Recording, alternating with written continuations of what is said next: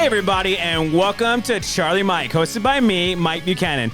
Hey, listen, today we're going to start kind of a new little thing. Instead of hearing about all these services like I've been talking about, we're just going to be hearing from some veterans. I mean, and services, of course, because most of us that were out in the community here as veterans, we're just trying to do what we can, right, to kind of make the other veterans' lives and experiences better, who are either transitioning, who have already transitioned, or just need a hand up. That's really a hand up, right? Not a handout. I hate when people say handout, don't you? Right. Hate? Okay. Absolutely.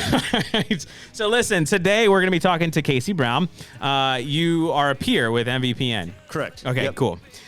So we're going to be talking to Kasey about kind of his role, what he does, how did he get into peer support specialist work, and then, I think it's going to be a really good show. So, Kasey, welcome. Thank you. Pleasure to be here. Are you excited? I am. Everyone says that. Excited. I always say everyone says that until they get the questions start flowing. Yep. I'm trying to be the most commented podcast that you've had. Yes. That's my goal. Goals, man. Yep. Listen, hashtag Charlie Mike goals. I'm gonna do that. Hashtag Charlie Mike goals. I'm sure our social media guy can figure out how to do that. I don't know how to do that. I'm too old for that. Right. Just throw them out there. Throw the hashtags out there. I'm just gonna throw hashtags out there. Yeah. Yep. By the end of it, you'll have like 6 or 7 of them to just throw out into the ether. All right, listen, man. So this is your camera. So if I do something dumb, or if you want to talk to the audience, this is what you do. You talking to that camera. Do like the Office thing. Yes. Some eyebrow raises. Yes. Got it. Yes, please break the third wall. It'd be good. I really do. Yeah. Okay. So why don't you tell us a little bit about yourself? Sure. So Kasey Brown, my current job, I'm the peer service coordinator for the Denton County Military Veteran Peer Network. So that's a Texas-wide organization from the collaboration pretty much between the TVC, the Texas Veterans Commission, and Texas Health and Human Services. So my kind of supervisor, my local mental health authority is Denton County MHMR Center. So that's kind of my occupation side, where I'm a Marine Corps veteran. I was in from 2008 to 2013, 2 deployments to Afghanistan. I was a dual MOS, so I was a aviation electrician on the CH-53 helicopters, and then I was also a marksmanship coach out on the range. The 2 Afghanistan deployments, and then I met my wife I married my wife after my second deployment. And at that point, I said, all right, if I'm going to start a family, I don't want to deploy anymore. I saw kind of the impact it had on some of the other Marines that were in my unit, for better or worse. I saw the impact, and I said, I don't want to put myself through that. I don't want to put my wife or my future children through that. So I got out. I was stationed in Hawaii, so I moved from Hawaii here to Texas and started working private aviation, just, similar job that I had in the military. Must have been a tough posting, Hawaii. Yeah. Real tough. It's very bittersweet. Super tough. Being out there, because you get island sickness pretty quickly. So anywhere you go on the island, you can only drive so many miles before you end up back in the same point that you started. So you definitely get island sickness. There's only so many times you can go to the beach. And my wife and I started to feel that towards the end. So we were ready to get off the island and go back to the mainland, so they say. So I started working private aviation, working on helicopters, did that for about 2.5 years or so. And during that time, I just felt like internally something had shifted, because in the military, there's that purpose that everybody has, even if if you don't even see it, if it's not readily apparent. There's always a purpose behind what you're doing. And for the most part, it's, saving lives. And that purpose when I was in the military was very apparent. It was right there in my face. Like, we had to get these helicopters up so we can go pick up troops or we can go drop off supplies. And that purpose is what really kept me going and kept me loving the job.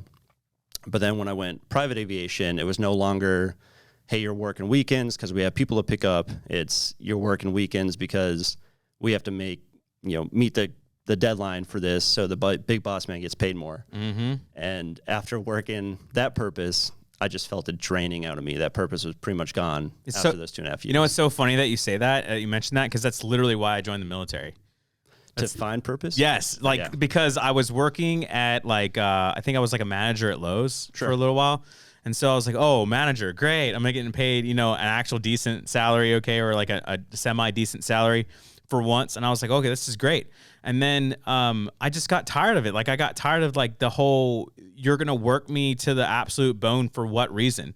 Like just to make you richer and fatter so that you can prosper more, right? So you can make more money and then you can pay me even less. Yeah, right. exactly. And so I'm like, I was so sickened by it that like when I started really thinking about it, military was always an option for me. And so I was like, they're always serving a purpose, right? Yeah. Like no matter whether they're issuing you gear or they're working on computers or they're on a ship somewhere in the middle of the ocean, like it doesn't matter what you're doing in the military. Like you're serving some sort of purpose for the greater purpose that we're all trying to serve. And so like, you're helping someone stay alive somewhere else in another foreign country, or you're supplying them with what they need to stay alive. Like it's just consistently well, really, it's really helping the warfighter, right? I mean, everyone is really supporting the warfighters, but yeah, I mean, it's just that whole sense of purpose. I mean, you're totally right. Like, I think that's the hardest thing to find when you get out, right? It is. That whole sense of purpose. That's what we see, and especially with the recently transitioning service members to veterans, that's where we're kind of trying to target a lot of our support, is to try to get those veterans as soon as they're getting out, or even if we can get them, prior to getting out. The ETS sponsorship program with the VA and DoD, we have sponsors in that program to try to just capture. That sounds bad. Capture those veterans. No, capture them. Yeah, it's hurting cats before they get out. Yeah, and try to get them at least some kind of framework, so when they get out, they're not like, whoa, what? Because that's personally, I can speak on myself. That's when I got out, I was kind of like, okay, I'm like being thrown to the wolves right now. I haven't had to pay for a lot of these things. I've had, pretty much every day has been laid out for me and issued to me by the Marine Corps. Yeah. So now what do I do? And it's just so fresh, and it can be terrifying for a lot of people. Myself personally, it was terrifying for me. When I first got out, I was like, all right, I'm going to go to college. I'm going to get a career. And I remember my wife went with me because I went enrolled in UNT, got accepted and everything. And I was going through the actual orientation phase of it. And I remember it felt like I was like a herded cattle. Like I would just go in, I didn't know anything. I was scared because I was like, there's all these kids that are fresh from high school and they know math and I don't. I've been in the Marine Corps for the past 5 years. I don't know Algebra 2, what that is anymore.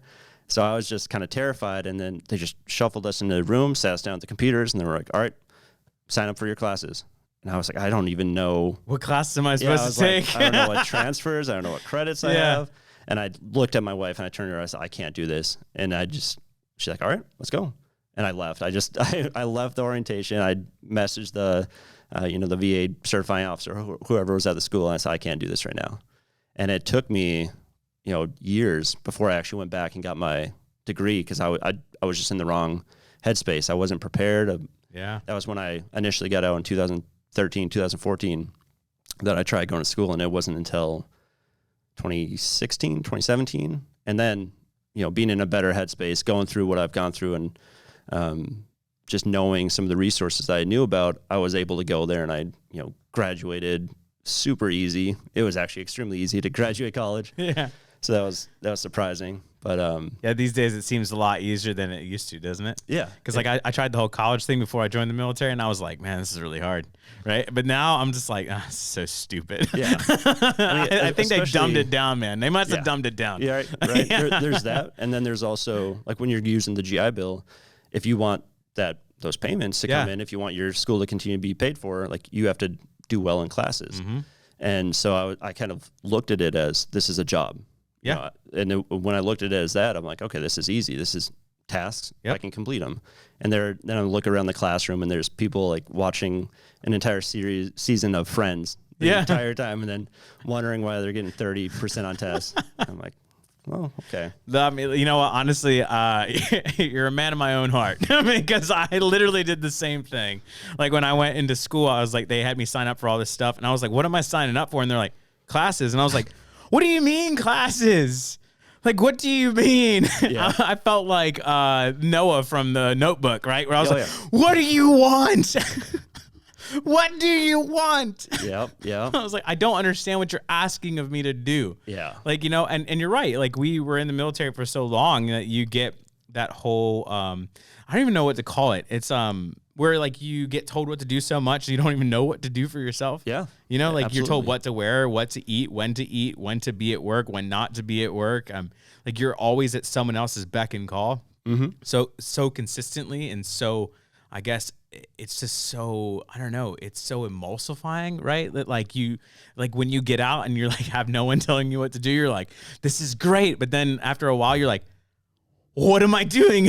Right. Because it's like partially that the purpose that you're trying to find, and then it's also identity. So I've seen that so much where when you're in the military, like my mom, whenever she would introduce me to friends or anything, oh, this is my son Kasey, he's a Marine. Like that was the second thing out of her mouth. It didn't matter anything else I was doing. Yeah, that was my identity, and it's very easy when you're in the military to make that your identity because you are given and told the rules, what to do, what's expected, and then you get out. And then it's like you're no one. You have no identity. It's like, what am I? Who am I supposed to be? And the good thing is you can create that identity, but it takes a while to have that identity stripped from you and be like, okay, what am I going to do now? It's like the world is big. What can I do? What do I want to do? And that in itself can be scary. Yeah, absolutely. Terrifying. Absolutely. I mean, it's super terrifying. I remember like telling my wife, I was like, thank God I don't have to do PT anymore, right? Right. I mean, now look at me. I'm like 1,000 pounds now, but I don't have to do PT, so that's great. But I remember telling her that I was like, I don't have to do PT ever again. I don't have to wake up early and do PT ever again. Yep. And then after like a couple weeks, I was like, I really want to go do some PT. I should probably do some PT. I should probably go do some PT. Yep. You know? And so like, and then after a while, I was like, no one's telling me what to do. But then after a couple weeks, I was like, I really wish someone would tell me what to do, like just at least once. Just give me some direction. Yeah. Just like just point me in a specific spot. Because I was like, as a warfighter, like, you know, I was a 19 Delta, I was a cavalry scout in the Army. So like as a trigger puller, warfighter, or whatever, like we're like the tip of the spear. So like, but we don't hold the spear. Like we're just the tip of the spear. Sure. So it's very different, and people don't understand that, right? Is that like we're told, you know, like you need to go and execute whatever plan, and then we go and figure it out. Right. You know, and then we execute the plan and we come back and then we go to sleep or we watch Entourage or whatever. Like, you know, like we chill out. We don't do anything until like the next time that we need to do something. Yep. We do a little upkeep here and there to make sure that our guns still shoot, you know, but like we don't do anything else until someone else tells us what to do again, you know, and they just consistently keep pointing us in a direction and shooting us in that direction. And so it's hard. It's super hard. Yeah. It's really hard. And especially like if you've never been an NCO too, I talk about that a lot on the podcast, but you know, that's my big thing. My big theory is with veterans is that we need to kind of really separate us out when we get out of like NCOs, officers, lower enlisted, right? Because like lower enlisted really need to hear a little bit more about kind of like where to go and like what to do. And does that make sense? Like, because like if you're an NCO for like 7 years and you were an E7, like by that point, like you're already making your own decisions in the military, right? And you're making decisions for other people and you're responsible for their stuff. So you have to know about certain resources and you have to know about certain things that are available. But if you're like an E4, like all you know is Friday means party, right? Yeah, Friday for us in Hawaii, we had Aloha Fridays, so we'd be able to cut out a little bit early, right? Mandatory fun days with families and everything. Exactly, right? So then you get so used to that, and then you're like, okay, well, every day is Friday when you get out, but it's not. It's not every day is not Friday, but they just need some direction and they need a little bit more guidance and things like that, because you know people don't realize that I think about us in the military, right? Is that like what 80% of us, probably more, 92% of us are followers, right? Like 92% of the military is just a bunch of people that follow commands from someone else. Yeah, and I think that's what makes us such good. I don't know, that what makes us look so desirable for occupations, and why so many employers, right? We want to hire veterans. We want to hire veterans. It's not necessarily that they're looking for upper management level positions. They just know, all right, these folks know how to follow orders, so let's get them in. And so that, like, we do a lot of training, like military cultural training for employers that are saying we want to hire veterans. We'll go and kind of talk about the military culture and be like, just before you go say that, do you realize do you know what you're getting yourself for? Yeah, exactly. Do you know why we say certain words or how we react to certain things? But that just makes a better community. The more people that know about even, you know, the good things, the, you know, all the leadership traits and everything in the military culture, but even if they know some of the bad things, you know, the alcohol, the role that plays in military culture, the homelessness, populations, suicide rates, all the negative things too. Like that makes just a more well-rounded community because they know of those issues and they can help them when they see them. Yeah, absolutely. I mean, it helps people not have so many biases too against us. Yeah. Because I know a lot of people don't like us, right? Because we're rough around the edges. We're a little intense to work with sometimes, right? Sure. I mean, because like a lot of us are very mission oriented, right? So like if you're not mission oriented and you're like sitting there trying to have like coffee water cooler talk time for like the next like hour or two, everyone's like, most of us are sitting there looking at you like you have something growing out of your forehead, because we're like, why don't you just stop talking to me and go do your job?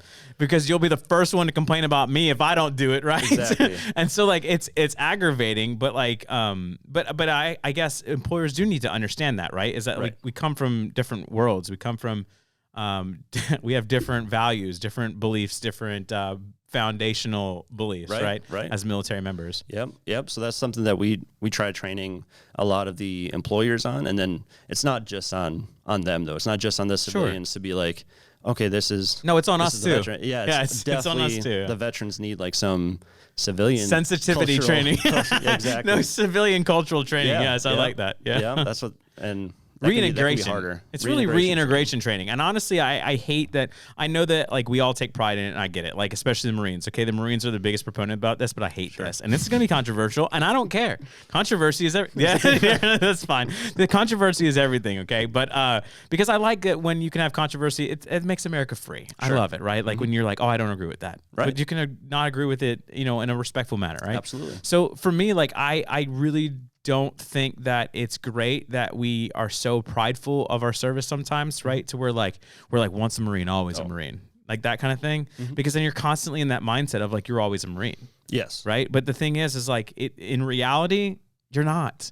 Like you're not subject to UCMJ. You're not subject to this. Like there's a lot of things that you just can't do anymore, right? Oh, yeah. Because you're not one anymore. And I know like in your brain, like you're always going to be one, and that's cool. And I get that like deep down.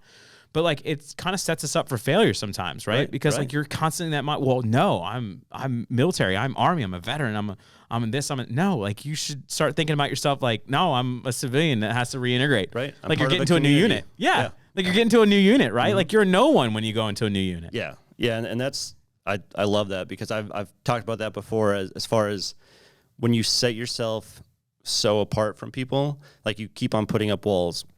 When we discuss like connecting with other individuals. And so often I hear things, and that's why I love being a peer, is because I can connect at a certain level that maybe a civilian won't be able to connect with. But I say that with also saying that if you only look at it like, well, I'm a veteran, or you're not a veteran, so you don't understand what I've been through.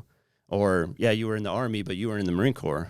Or you were in that unit, but you weren't in my unit. It's like, how far down, how many walls can you put up that you're not allowing yourself to connect with other people because you have this image of what you are and kind of what led up to your mindset, your physical, your mental.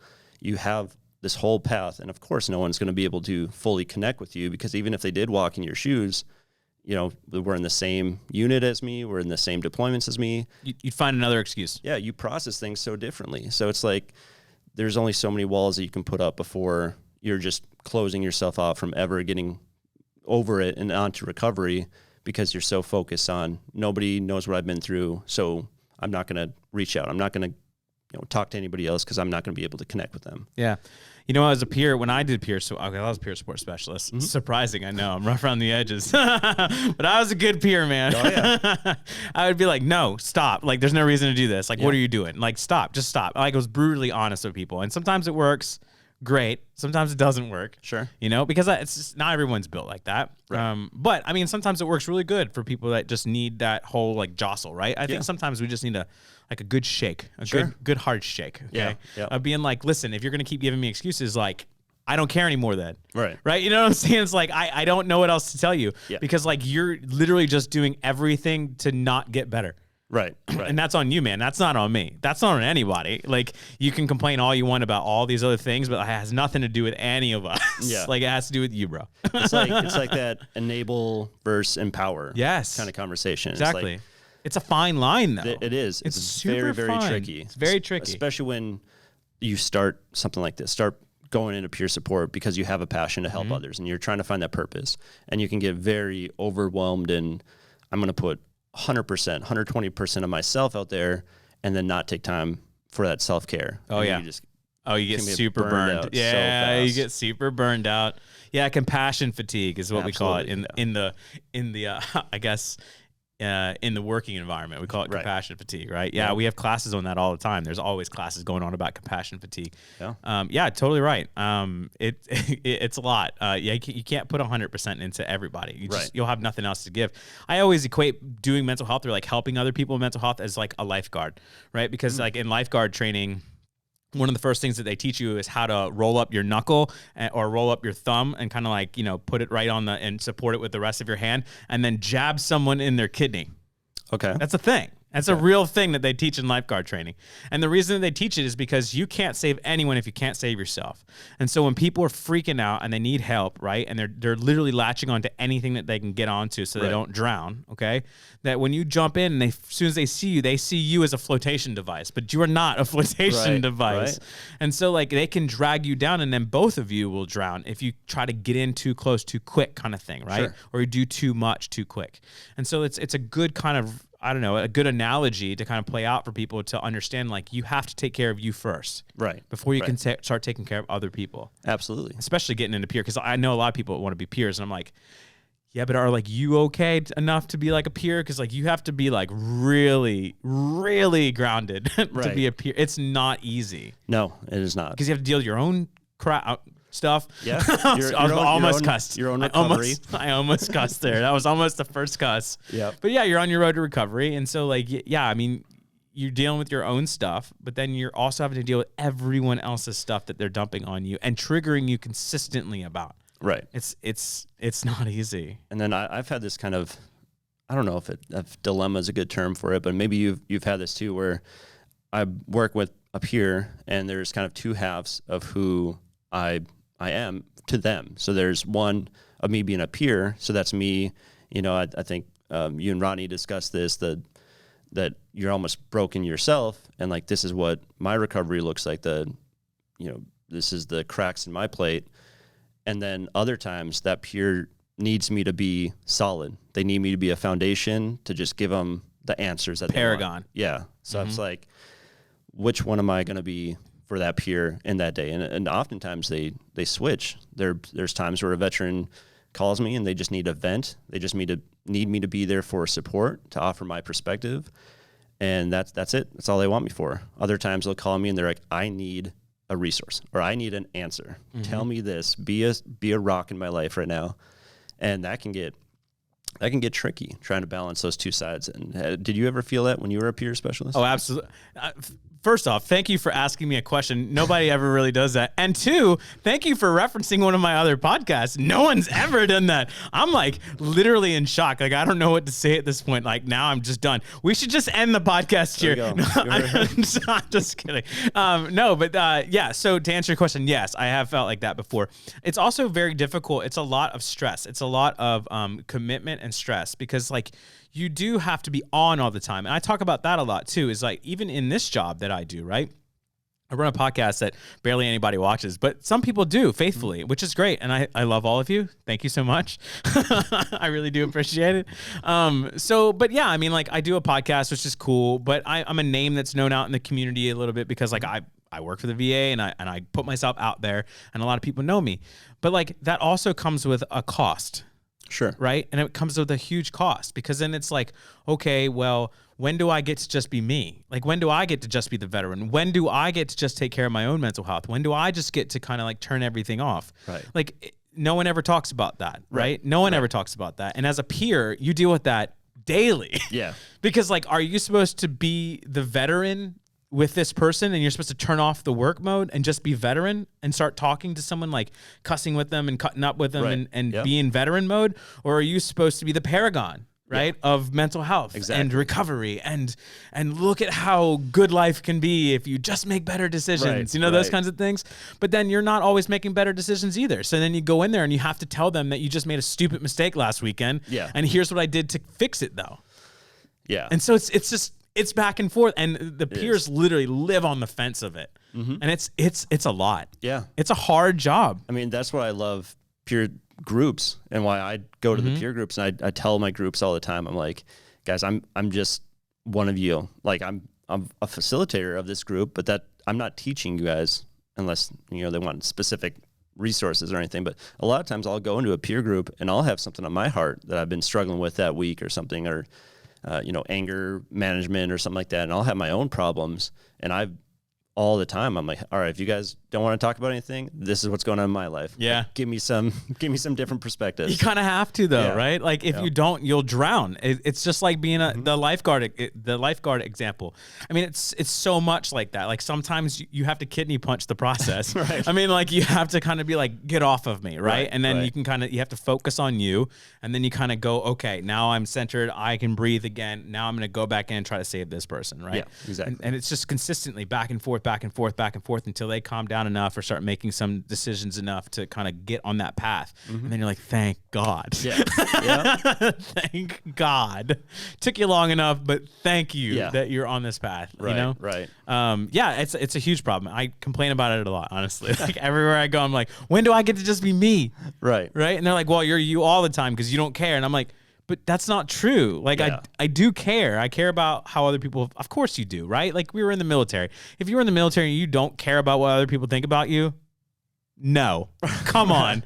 Like, no, the whole military experience is all about how other people feel about you. Right. Right. Like you have NCOERs, you have all these performance evaluations. It's all about like, did you make someone else happy that day? Right. Exactly. I mean, like that's all. It's all about, it's a huge, it's like high school. I mean, it's like popularity contest / performance evaluation. I mean, like it's consistently. So like, you can't tell me that you don't care what other people think. So of course I do, but like, to an extent, obviously, right? To an extent, but like, it's still, you still want to do good stuff. Mm-hmm.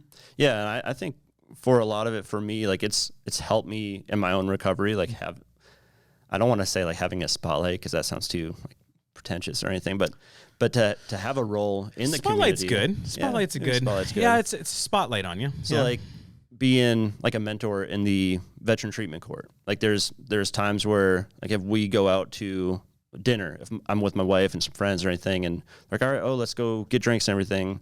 And if I'm driving, I'm like, I'm not going to drink and drive. And my wife will be very apparent and she'll be like, no, he's not going to end up in his own veteran treatment court. So it's like, it kind of keeps me from doing dumb things. Yeah. Because I know like, all right, I got to be a mentor for these people. And it's really easy when I get that in my head. I don't think there's ever been a time where I'm like kind of second guessing or questioning myself on it. So it has kept me grounded and helped my recovery kind of go forward probably a little quicker, because it makes me want to learn about what's going on in my own head, to then I can turn around and help more veterans. But all the while, like in the peer support, it's always like, oh, I'm getting more help than I'm actually giving because of how many new perspectives I have. And that's really what saved probably my life and my marriage, was peer support and that model. Yeah. Yeah, I mean, I want to dig more into that, by the way. Yeah. But I mean, you're right. I think that, again, it comes back to a military-ism, okay, with us, is that, we're consistently trying, in the military, you consistently had something to lose, right? Like you if you did something wrong, or if you messed up, or you did, you went drinking and driving somewhere, or you got too many tickets on post, whatever it was, okay? Like there were consequences for your actions, okay? Right. And so like no one really wanted to stop or to lose the purpose that we had found, a lot of us that we had found in the military. And so we made better decisions because of that, right? And so like when you get out, like you don't have that anymore to prevent you from making bad decisions. Yeah. And so like it all comes back to that whole, do we have something to lose, and are we serving a purpose? Yeah. Right? And absolutely. So of course, if you don't have anything to lose, you're just going to make whatever decisions you want, because like there's no one to be in charge of you anymore. You're just a loose cannon. But yeah, I mean, you're right. It's really difficult. It is difficult. It's super difficult to be this paragon or this person in the spotlight, be expected to be a certain way when sometimes you're just not that way. Like, I mean, even recently, like my mental health has decreased rapidly recently because of like Memorial Day and I had a death anniversary that came up. And so I had a rapid decline, and I noticed it, but like I still had a rapid decline. Right. And so I still have to like take steps and take measures, and I have to like get reoriented with like my mental health, and then I have to try to get back on meds. And I mean, like, you know, it's like it's a whole process of things to do. And like people, I guess, don't realize that like we just like everybody else. I mean, like we have to go through the same motions. I guess I just like to, I appreciate when peers and other people in the community, or when they're helping other veterans, that they're not a hypocrite.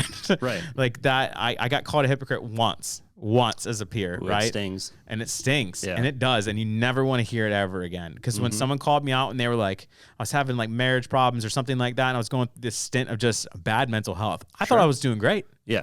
And someone was like, you're doing awful, and you're not following anything that you said that we should do. And I was like, oh, you're right. Yeah. You're right. It stings. Yeah. But it helps get your life around. And I think that that's great. I think it's about that camaraderie again, right? Yeah. So tell me this. Okay, I know that you had some issues coming back, right? Obviously. And then, so how did that got kind of led to you getting into the peer support thing, right? Yeah. Yeah. So working the private aviation, just getting the purpose sucked out of me. You know, I kind of felt that something was going on, but I wasn't sure. I couldn't pinpoint it. And I never, you know, I looked at disability as physical only. So I looked and I was like, oh yeah, my knees are shot. You know, the Marine Corps did that to me. So I would make a joke there, but I don't think it's appropriate for camera. Yep. So I'll try to get some services for that. But that was all I was doing. And kind of my aha moment, I guess, would be January 14th of 2016. 2 helicopters in my old unit in Hawaii had crashed, killing all 12 Marines on board. And I had deployed with a handful of them. And during that time, Facebook was just covered with people sending prayers, and they're so sad for the families and everything. And at that point in my life, I was so desensitized to all these emotions, to sadness, to happiness, to love. So even positive emotions, I was desensitized to. I was kind of, anger was the only one that I was running off of. So I was very quick to anger, very quick to aggression. And when that accident happened, when those Marines were killed, and I didn't feel any sadness inside of me, I was like, all right, this isn't good. Like, I know that this, as foggy as my mind might be, I know that this isn't good. So I went to my wife, who we never really had that open line of communication as far as my mental health or her mental health. And I said, hey, is this normal that I don't feel sadness when people that I know die? And, you know, as kindly as she could, she's like, no, that's not normal. You should talk to somebody about it. And that was kind of like that fuse that lit me going off and finding peers to talk to, finding veterans to talk to. And Ginger Simonson was the peer service coordinator, my position right now, for Denton County at the time, and she'd been trying to get me out to different events, different peer groups, and I just kind of brushed them off. You know, I was probably stuck in the stigma of what those events would look like, a peer group, we're just gonna, like an old smoky VFW, sit around and complain. Yeah, complain, tell war stories. I was like, nah, I'm good with that. Yeah. And then once that incident happened, I was like, all right, let me check out what these events are. And I remember the first one was at a Circle R Ranch. I think it's in Flower Mound, and it was just so opposite of what I was thinking that it would be. It was, you know, normal people that have lives, that have occupations, that have families, but they also have these issues. And I could start seeing my issues in them while they started telling their story. And I was like, oh, am I doing that in my life? And am I going through these kind of rough valleys right now? And the more that I did that, the more peer groups I went to, the more I could kind of take a step back out of my life and look at it and see, like, okay, what's been going on the past 2 years, 3 years of my life? And, you know, I think I found some solutions to it, the peer groups, and everything started kind of helping me kind of reprocess, you know, like cognitive processing therapy pretty much, but just through peer groups. It helps you reformat. I mean, it helps you rearrange your thought processes, because you start to see what other people in the group are focused on, and you're like, well, I'm focused on so many wrong things right now, right? Like they're focused on like their family or their kids, and I'm focused on like, what about this new motorcycle that I want or something, you know what I mean? And so like, it helps you like reorganize your life. Yeah. Yeah, it does. And like, even just saying that part of my story where I didn't feel sadness when people that I know died, like that took me so long to tell a group that, because I was afraid that I'm going to see, you know, shocked faces when I say that, like, oh my God, he doesn't care if I die right now. He's not going to feel sad. But instead of shocked faces, I get like nods of understanding. I was like that felt good. When you were telling the story right now, I was nodding and understanding. Yeah. I was like, yeah, that's how I feel almost every day. So congratulations. And that just, and I tell people to tell their story all the time. Just get more and more comfortable with telling your story, and you'll realize how many people actually understand what you're kind of going through or the symptoms that you're going through. So I did that, and I started seeing some results. I was like, all right, I think I have an understanding of what's going on here. And I went back to my wife, and I told her, I kind of opened up that line of communication. I said, hey, this is what I think has been going on, and I think this is going to help me, these groups. And she said, well, I'm so glad that you found something, because we were on the brink of divorce and you didn't even know about it. And like that right now, just is like a punch in the stomach, because that's what I've seen with a lot of veterans is they're going through these problems, these issues, and it's unbeknownst to them.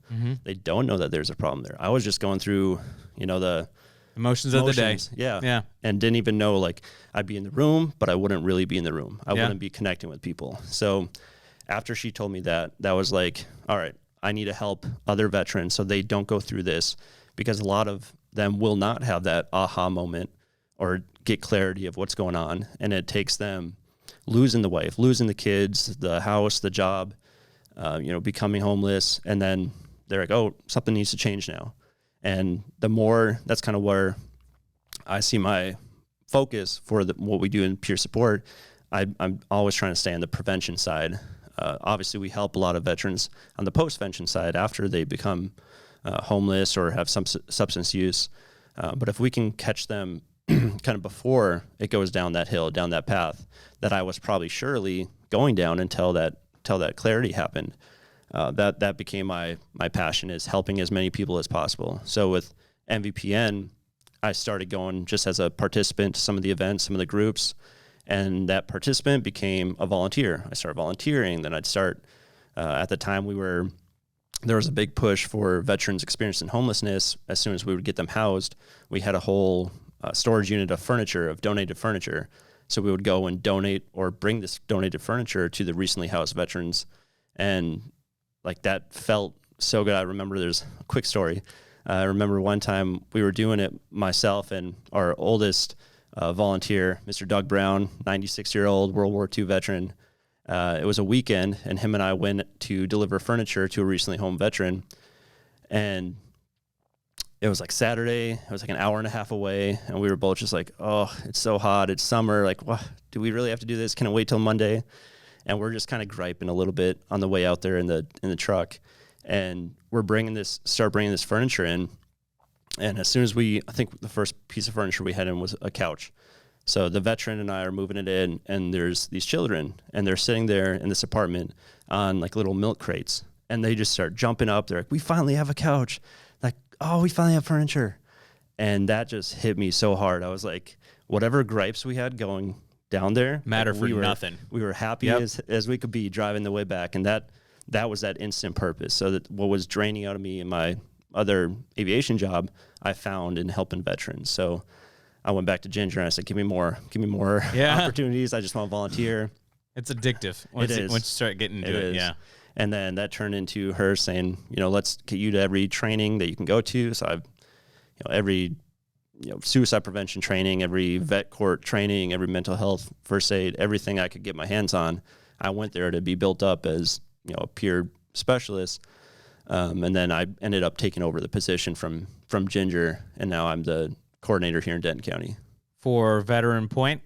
You work with Veteran Point. Yeah, all of Denton County, but we work all of Denton County. Yeah, all of Denton County, but then we created Veterans Point. A networking center out there in Roanoke. It's cool. What is Veterans Point? So Veterans Point, for those that don't know, I'm just kidding. I don't know either. Yeah, we're out there. We're out there.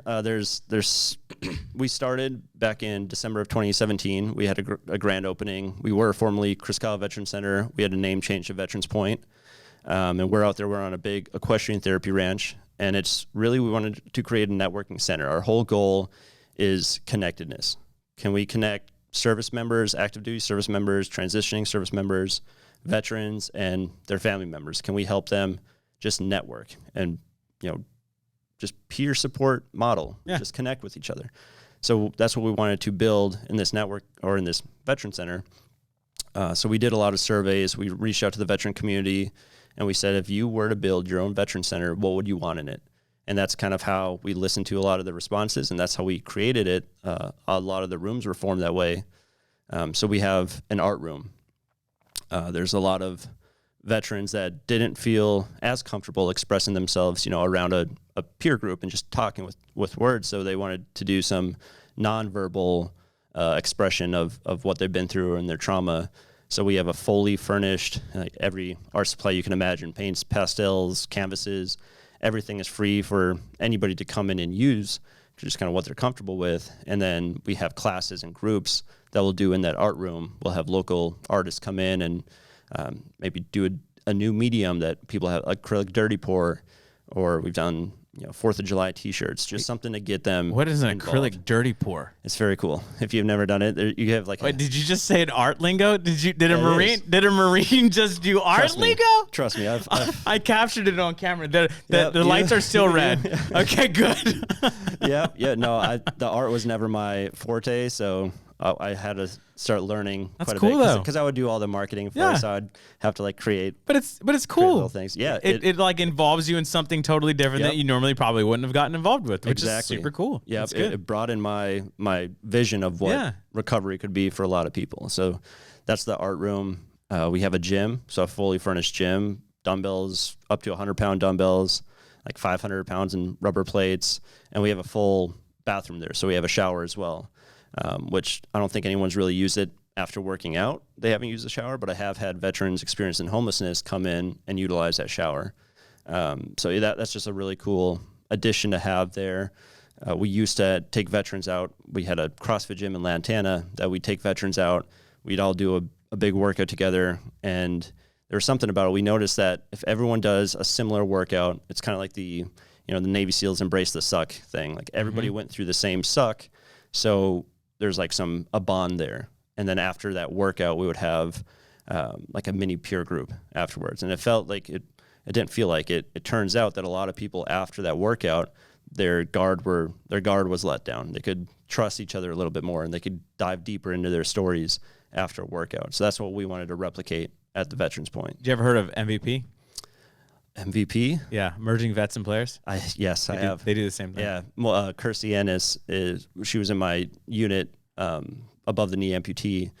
She works with them. I've seen a lot of her posts with them. That's super cool. Yeah, they do the same thing, and you're right. It's that whole camaraderie thing of embracing the suck. Plus, I love it because there's this amputee that ran us through the workout when I went for the one time that I went.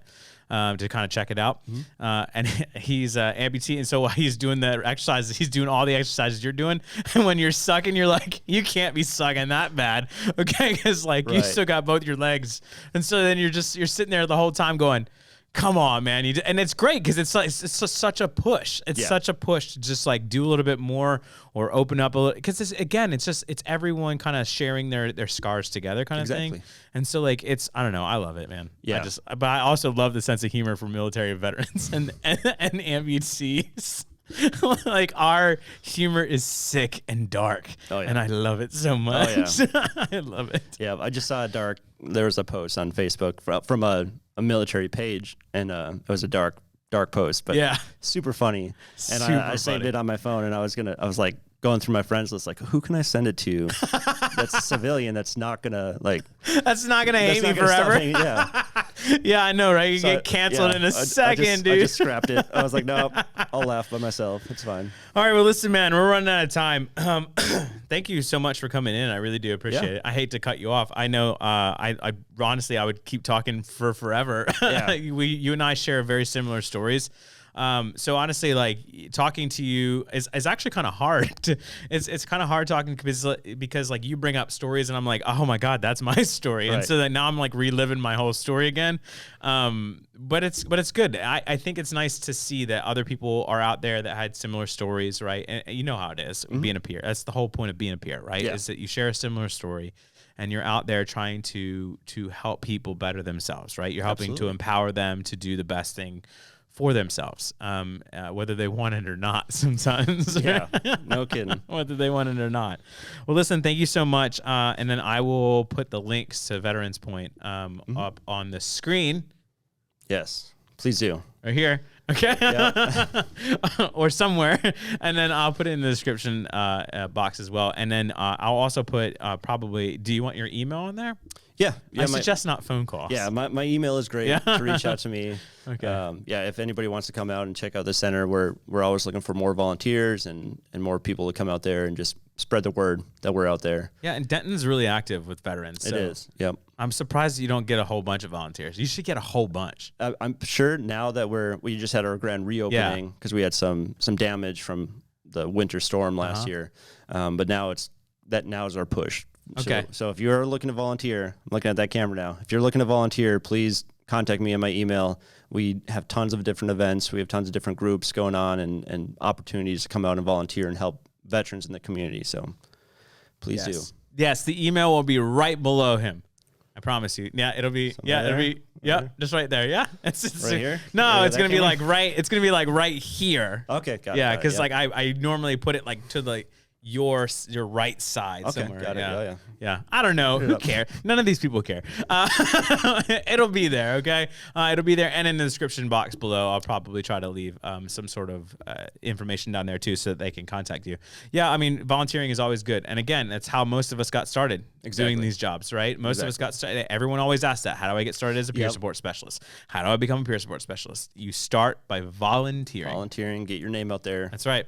You volunteer, you get your name out there, you start passionate. going through, exactly. You be passionate, you start going through the motions, you take some trainings, and then people have to assess whether you are able to handle your stuff and other people's stuff.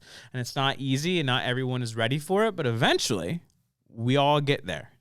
So yeah, that's the big thing. So if you want to be a peer, you need to start doing all these things. Volunteering. That's it. There it is. Okay. Listen, man, thank you so much for being on. I really do appreciate it. I really do. Thanks for having me out. All right, listen, that's all we got for you. So thank you so much to Kasey for being on and telling us a little bit about himself. Listen, make sure that you like, subscribe, comment. Please comment. I love comments, by the way. I don't know if you can tell, but I respond to every comment. So if you comment down below on this video or any of my videos, I am going to respond. I promise you.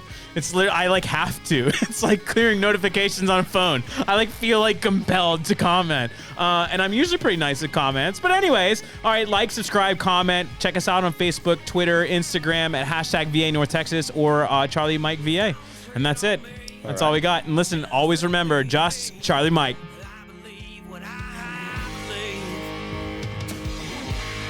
At least I got something left to stand